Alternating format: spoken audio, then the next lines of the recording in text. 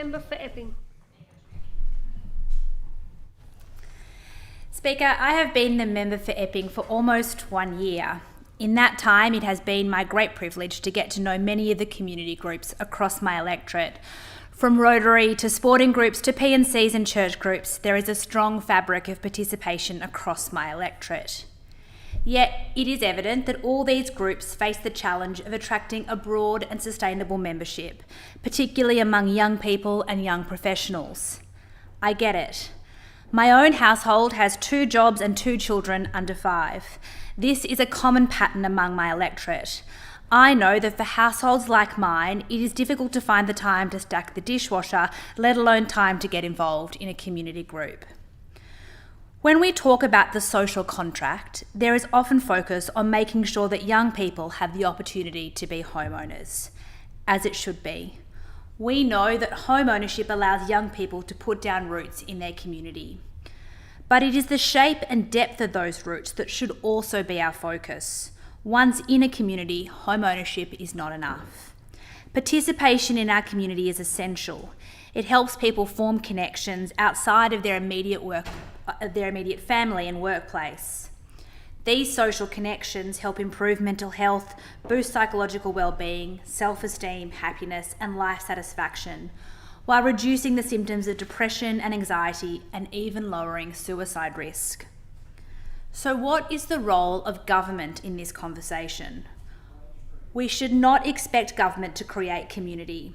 In fact, it is my view as a Liberal that the bigger we make government, the less encouragement and space there is for community participation.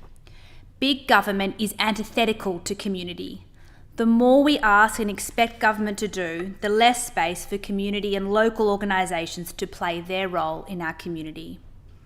And so, it should be of little surprise that we are now seeing the consequences of the largest government intervention in recent history. COVID saw government intervention into almost every aspect of our lives.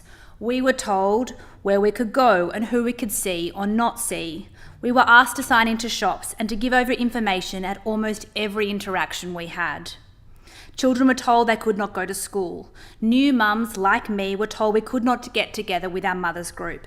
People were not allowed to enjoy many of the aspects of social connection that we previously took for granted. Government paid the wages of workers in almost every industry and took on huge amounts of debt that our children will still be paying. If there was a feeling of goodwill coming together for the common good at the beginning of the pandemic, this gave way to a fraying of our social fabric, matched with the ever-extending reach of government into our lives. And this showed in the protests and civil disobedience, in the inequity of our response. Our police and health forces were tested not just by the virus itself, but an undermining of our rights to protest, free speech and association. Now, in 2025, the data is beginning to bear out a growing lack of trust in government and in our institutions. The Scanlon Foundation's 2023 Mapping Social Cohesion report shows that Australia's social cohesion is now at its lowest level in 16 years. Only 52% of Australians report a strong sense of belonging, down from 77% in 2007.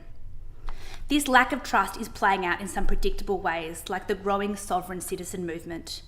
But I am equally concerned the way that is playing out in more subtle ways, like the school fete that is now held only every 2 years instead of 1, like the school debating competitions that are held on Zoom instead of in person. Government cannot force community participation, and it would fail if it tried. But the way that it regulates community groups, the funding it provides to sporting groups, the choices about investments in our open spaces and facilities sends subtle signals about the way we value community participation.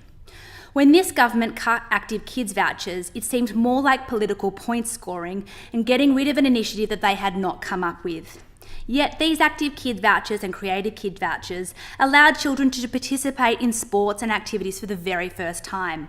Their parents were also joined into sporting clubs and other groups. When government increases the red tape and paperwork, often duplicating the request for the same information, it makes it harder for time-poor parents and young people to get involved. When councils and state governments can't manage projects to preserve open spaces, we diminish the opportunities to get people involved. I believe that governments must do much more to encourage our community groups to flourish, and we could start by helping them with the cost of insurance.